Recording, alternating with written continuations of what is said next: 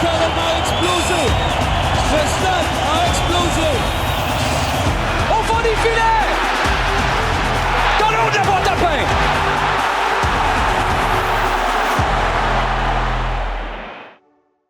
OK, extra du 1er juin. C'est ça, si vous consommez ceci, on est entre la pause MLS et le début de la Coupe du Monde aussi.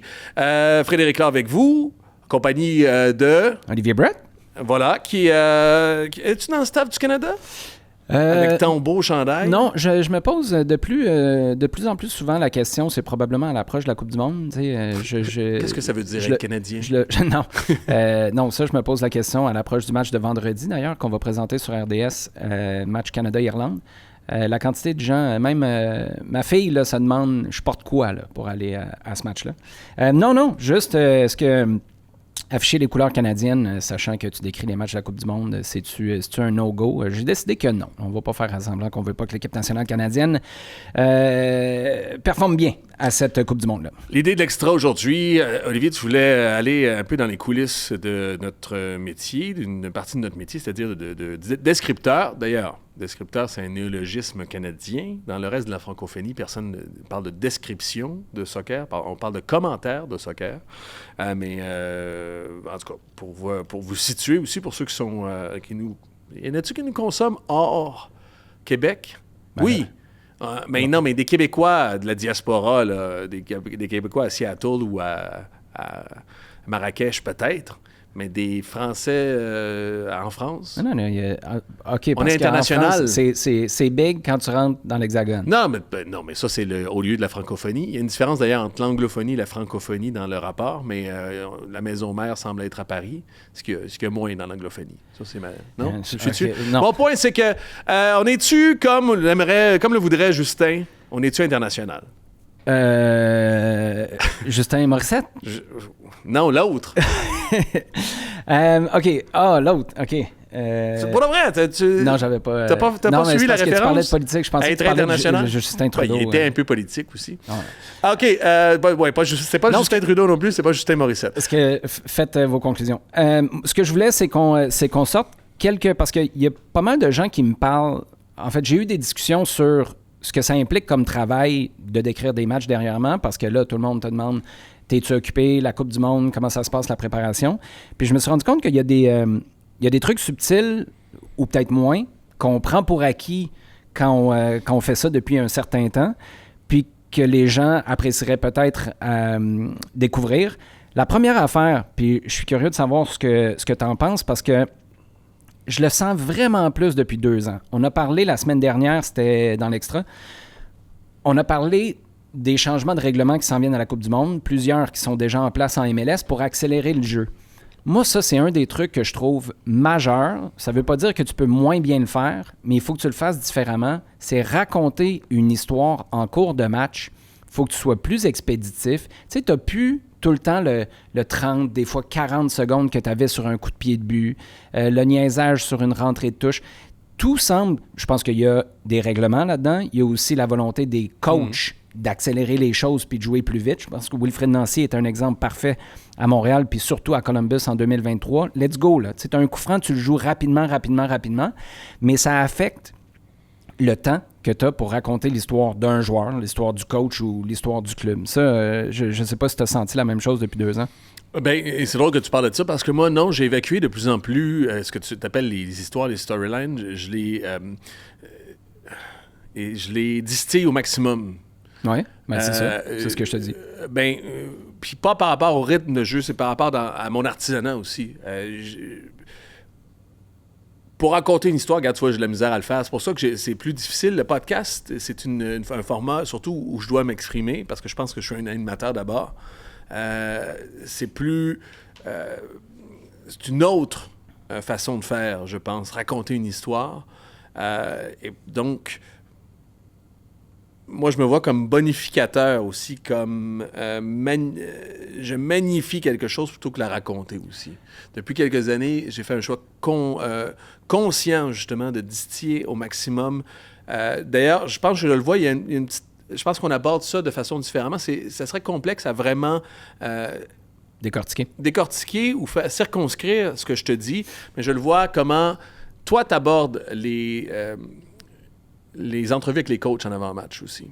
Ce que t'aimes comme nugget, puis ce que moi j'aime aussi, il y a une différence. Qu'est-ce que tu veux dire? T'as-tu un exemple? Parce que tu sais. Il y a des choses que t'aimes que tu dis, ah, ça, je vais le rentrer dans ton style à toi. Puis il y a des choses dans mon style à moi, c'est le fun, mais je vois ça pas rentre pas, puis je le rentre pas. Je suis pas capable de le rentrer, moi, de toute façon. Fait que je le prends pas. C'est ce que je pense. Mais je le garde toujours, naturellement. T'en as toujours dans la pochette, puis ça, c'est une autre affaire. Puis il y a peut-être un point là-dessus, mais dans de la préparation, techniquement, dans la préparation idéale, à mon avis, d'un commentateur, sur 100%, tu t'en offres 40%. Il y en a plus que tu donnes pas au public que tu donnes. On va y revenir parce que c'est justement un de mes points. Juste pour conclure sur ce premier-là, je serais curieux de savoir si tu faisais pas, puis je sais, tu as fait l'Euro puis ça, tu fais le Supra aussi maintenant, je serais curieux de savoir si tu faisais pas systématiquement le CF Montréal, si tu aurais... est-ce que tu aurais la même position? Parce que le CF Montréal, à un moment donné, moi, je le vis quand on fait, mettons, 3 semaines back-à-back à RDS, mais tu as l'impression de te répéter. T'sais, je l'ai dit la semaine passée, là, si vous avez écouté, puis on s'entend que le noyau dur de gens qui écoutent le CF Montréal, particulièrement sur Apple TV, ils ont écouté ce que tu as dit, puis ils l'ont écouté avec attention la semaine d'avant. Tu n'es pas obligé de repartir la machine historique à chaque fois. Quand tu fais à RDS, par exemple, un Portland face à Toronto, pour la première fois en 3 ans, ben, j'ai l'impression qu'il y a plus de contexte à mettre là-dedans parce que c'est vrai que moi... Puis c'est peut-être un petit peu le... Je ne sais pas si c'est le côté britannique. Moi, j'ai grandi beaucoup avec la Premier League où il y en a quand même pas mal de ça. C'est intéressant comme différence. Justement, la prep, ce que je m'étais pris comme note, c'est... Je pense que les gens sous-estiment grossièrement la quantité de préparation que tu fais, entre guillemets, pour rien.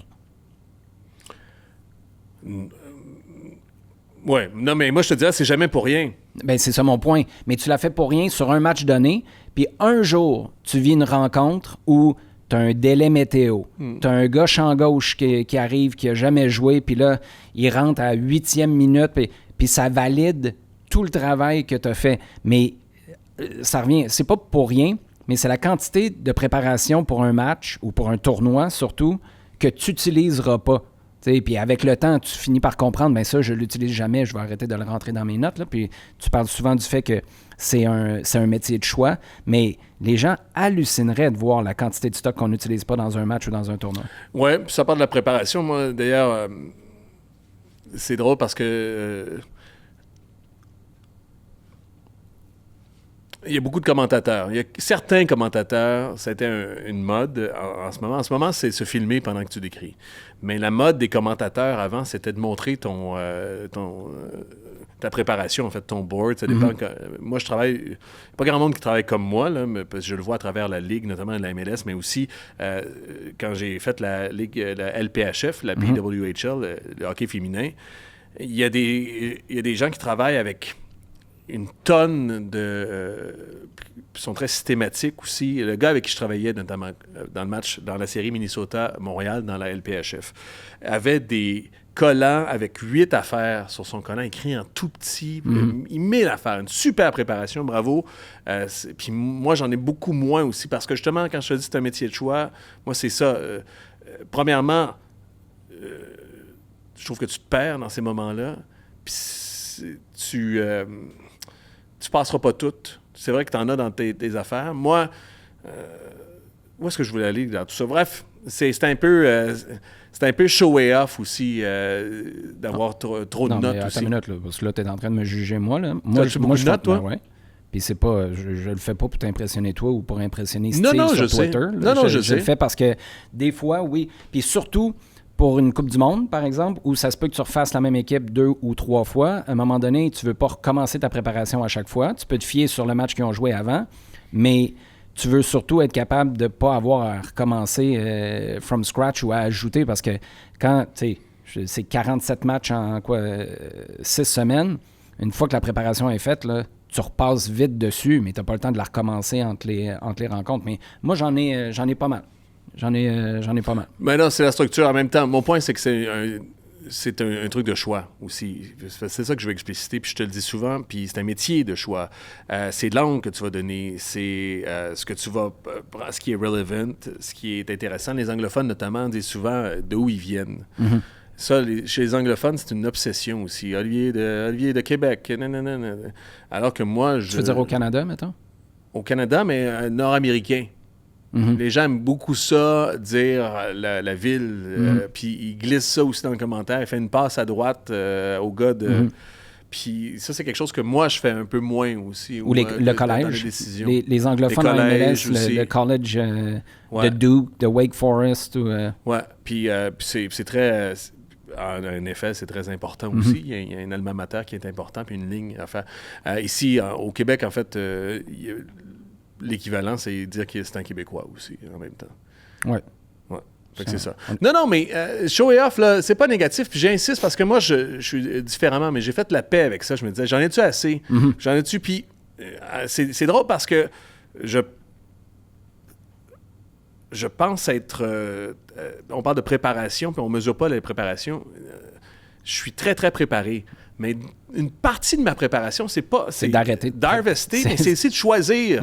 C'est-à-dire, là, je suis allé chercher là, tout le blé qui est là, mais il y a 3 grains, les meilleurs grains je veux te faire ton meilleur pain. Je ne veux pas faire un pain en quantité, je vais faire un pain en qualité. C'est ça ma différence. Puis moi, ce que je voulais rajouter, puis c'est quelque chose qui est important en termes de préparation, particulièrement en soccer, parce que c'est différent des autres ligues, et particulièrement dans les gros, ce que tu vas faire à la Coupe du Monde, moi, on le fait à l'Euro, puis on a fait un volume encore plus, c'est plus que 50 matchs qu'on avait pour l'Euro à la TVA Sport, puis ça, je m'en plains pas, au contraire, mais je pense que les patrons mesurent pas, eux, à quel point. Parce que tu fais la Coupe du Monde du hockey, là, sans rien enlever, c'est une autre difficulté, mais les ketchup, là, tu les as faites dans la saison, tu les as vus, tu sais à quoi ils ressemblent, tu sais, des juniors, ils ont joué pour qui, tu les as suivis depuis toujours. C'est un groupe fermé. Moi, le 3e attaquant de la Croatie qui joue avec... Attends, la Croatie, c'est déjà là. Moi, ce soir, je fais Canada-Ouzbékistan. Le 3/4 de l'équipe joue en championnat ouzbek. Non, c'est ça. Le championnat russe même, là, qui est pas un petit championnat, mais je les ai pas vus. Là. Dovnik, à l'époque, il y a 2 euros, je l'avais jamais vu jouer. Ma recherche commence tôt, en mot-à-dit, pour faire les 48 équipes, dont 36 que tu ne vois pas jouer de façon régulière, qui ne jouent pas en Premier League, qui ne jouent pas en MLS, qui ne jouent pas... j'écoute des fois le championnat français, j'écoute peu l'espagnol, tu sais, écoute. Puis moi, j'aime ça, voir les gars, voir leur... C'est comme ça aussi que je travaille, parce que en soccer, je sais pas, t'apprends-tu les numéros par cœur, toi? Non. Parce que ça, c'est une grosse différence par rapport au hockey. Ben oui, ça va bien trop vite. Moi, le right back, là, si je ne sais pas son numéro à la 2e minute en soccer, à la 5e minute, je vais le savoir parce que le right back, il est pas mal toujours en bas à droite. De toute façon, s'il court, il faut qu'il revienne. Puis il n'ira pas de l'autre bord du terrain parce qu'il dépense trop d'énergie. Au hockey, ça change constamment. Fait que faut que tu l'ailles un peu plus sur le bout de tes doigts. Ça a été une chose... Un ajustement. Un ajustement. Parce qu'au départ, quand j'ai commencé la pratique, je me disais qu'il fallait que je sache tous les numéros puis tout. Au soccer, je m'en sors avec le format des gars, mais le physique des gars ou des femmes. Sur le terrain, je peux quand même les reconnaître. Si tu me faisais un quiz des numéros du CF Montréal, que je fais à chacun des matchs... Ah non, mais moi, je suis nul pour ça. Je sais pas, je serais capable. On est d'accord. Puis, dernière chose, puis ça, c'est peut-être plus subtil... Puis c'est peut-être plus ma réalité aussi, étant donné que je fais plus de matchs, mettons, de Toronto, des studios de RDS ici à Montréal, où tu n'as pas le contrôle sur les caméras. Vous, je ne sais pas à quel point, il y a 3 broadcasts avec Apple TV. Tu as le broadcast anglophone, qui est le broadcast principal, qui est toujours là, espagnol, qui est toujours là aussi, puis francophone pour tous les matchs du CF Montréal, mais pour aucun ailleurs. Les caméras racontent l'histoire que tu as l'opportunité de suivre ou que tu choisis de ne pas suivre, mais il faut que tu en racontes une vraiment intéressante pour rester pertinent pour un téléspectateur qui voit un gars dont les Anglais parlent, par exemple, en Premier League, si c'est un match... C'est différent un peu pour la Premier League, l'Euro, la Coupe du Monde, parce que c'est pas découpé en fonction de ce que le descripteur principal dit. C'est juste découpé pour que tout le monde soit capable de suivre l'histoire qu'on raconte. Puis ça, c'est pour ça que je disais, c'est plus subtil. Un world feed, c'est quelqu'un dans un camion qui connaît assez le soccer puis la compétition pour être capable de sentir c'est quoi l'histoire qu'on raconte dans ce match-là. Puis comme descripteur, ben on comprend, parce que de toute façon, on regarde tous puis on décrit tous le même match, ben tu es capable de suivre. Mais des fois, si moi je fais par exemple Toronto-Portland, comme je le disais tout à l'heure, puis à Portland, ils sont obsédés sur le défenseur latéral gauche, puis ça fait 14 fois qu'ils vont sur lui, puis qu'ils laissent pendant 15, 20, 30 secondes parce que quelqu'un à quelque part a quelque chose à dire sur lui, bien ça influence ton travail comme descripteur, surtout quand tu n'es pas sur place ou tu n'es pas le contrôle des caméras. Donc, les caméramans, puis je sais que c'est pas eux qui décident, là, mais les caméramans dictent quand même pas mal le travail qu'on fait. Oui, mais une chose qu'il faut dire, premièrement, les gens ne mesurent pas à quel point on est les descripteurs et les duos descripteurs-analystes sont à la merci du producteur, qu'on connaît rarement. C'est le cas en hockey, c'est le cas dans n'importe quoi. On est à la merci du producteur qui insuffle justement, qui fait le montage, qui est le réalisateur, qui est le réalisateur comme Jean-Luc Godard peut l'être, comme Denis Villeneuve peut l'être. C'est lui qui décide des images, puis lui qui décide de l'histoire aussi. Ça aussi, c'est un métier de choix. Je te donne un exemple, puisque j'ai toujours voulu écrire. À un moment donné, on écrivait le CF Montréal à TVA Sport à l'époque, puis le match finit, puis je rencontre un ami, puis je fais « Oh, quel match? » Puis il dit « Ah ouais, Piatti, hein? » Puis Piatti, je pense qu'elle n'avait pas de but dans le match, puis elle n'avait pas été au centre de notre reportage. Je dis « Ouais, mais dis-moi, j'ai regardé Piatti tout le match. Il s'est débattu avec son arrière-droit, puis il s'est engueulé tout le match avec l'arbitre. Mais nous, on n'avait pas mis le focus comme ça. Fait que, puis il y a des gens, puis là, on est dans la théorie, c'est qu'à chaque fois que tu regardes un match à travers l'écran, tu regardes un match inventé. Ce qu'on te raconte. Sorte. Le bout qu'on te raconte. Tu ne regardes pas le vrai match aussi. Bon. Encore là, c'est de la théorie là aussi, puis c'est discutable, mais il y a une part de vérité là-dessus. Bref, donc, on ne connaît jamais les producteurs. Le producteur de Pierre Houd, on sait tu sais qui? Toi, tu le sais probablement. Oui, mais moi, je connais des gens à RDS. Moi, parce que c'est l'exemple que j'allais te donner. Moi, je vois, puis c'est la raison pour laquelle j'ai choisi de parler de ça. Moi, il y a tellement une différence quand on est au stade Saputo. Les matchs, on présente 14 matchs du CF Montréal par année à RDS. Les 6, 7, 8 qu'on fait au Stade Saputo, moi, si je vois quelque chose comme descripteur, là, je pèse sur ma clé, ça parle au camion, puis je dis « Hey, donne-moi Thomas Gélier, il est en train de parler avec Philippe Eulafroy, ils sont en train de clarifier quelque chose. » Bien, si on est capable de découper puis d'aller raconter cette histoire-là, nous, à RDS, on a choisi de le faire. Mais ça ne veut pas dire que vous, sur Apple, ou vice-versa, vous êtes sur cette histoire-là. Puis c'est là où avoir le contrôle dans un match, ça change complètement la game, parce que là, de manière très québéco ou montréalo-centriste, si en face, il y a Mathieu Choinière, là, on s'entend-tu que LAFC est de passage, on va découper plus souvent Mathieu Choinière que les Américains qui en ont rien à cirer. Là, ils vont en parler vite du lien entre Mathieu Choinière et le CF Montréal. Mais nous, on va vouloir raconter cette histoire-là québécoise parce qu'on est RDS plutôt que Fox, ESPN ou peu importe. Mais l'autre affaire, souvent en Premier League, ils ont plus de caméras. C'est plus simple. C'est plus simple de raconter une histoire quand tu as plus de caméras. Le double. Puis, si ce n'est que la finale de la Ligue des Champions ou les finales de FA Cup, puis il y en a... Écoute, ça peut... il y a à peu près pour un reportage de MLS entre 8 et 11 ou 12 caméras, si on est chanceux. Pour la Premier League, je ne sais pas c'est combien en saison régulière, mais pour une finale de Ligue des Champions, ça peut aller de 30 à 50. Bien, j'allais dire, la finale en fin de semaine, là, as-tu vu le nombre de caméras au tir au but? On s'entend là, que le match se joue plus. Le nombre de caméras qui étaient en ISO sur des supporters juste pour avoir des shots de réaction des tirs au but, il devait en avoir 10, 12. Mais rendu à ce moment-là aussi, tu en as même sur les pieds, tu en as sur les entraîneurs. Des ralentis. Sur les entraîneurs, tu as une tonne de caméras. Ça te permet d'étoffer en temps réel. Ta réalisation en temps réel aussi. Tu disais, tu parles des choix. L'autre affaire, la grosse difficulté aussi de faire un world feed, puis je me rends compte, c'est que tu parles de la compétence. Les gens qui connaissent ça dans les trucks aussi, au niveau nord-américain, c'est difficile d'avoir une équipe complète qui connaît bien le soccer. Que tout le monde. L'autre qui connaissent bien les règles même du soccer, puis quand tu vas aux États-Unis aussi particulièrement.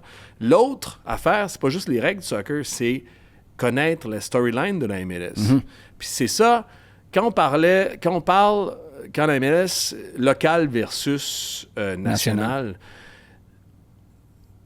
demain matin, faire Chelsea-Manchester United, juste en préparation même, tu vas en trouver 1000 articles où les gens connaissent, puis par la force des choses, c'est des amateurs, ou faire Arsenal-PSG, même si tu n'es pas vraiment, si tu es moindrement un peu dans le milieu du soccer, ça a percolé, tu as compris un peu, tu sais c'est quoi les affaires, tu sais c'est qui les stars, tu sais c'est quoi les enjeux, puis le World Feed est facile à produire, l'histoire que tu racontes est facile à concevoir, puis les gens qui le reçoivent aussi le reçoivent plus rapidement parce qu'ils savent de quoi tu parles encore plus rapidement.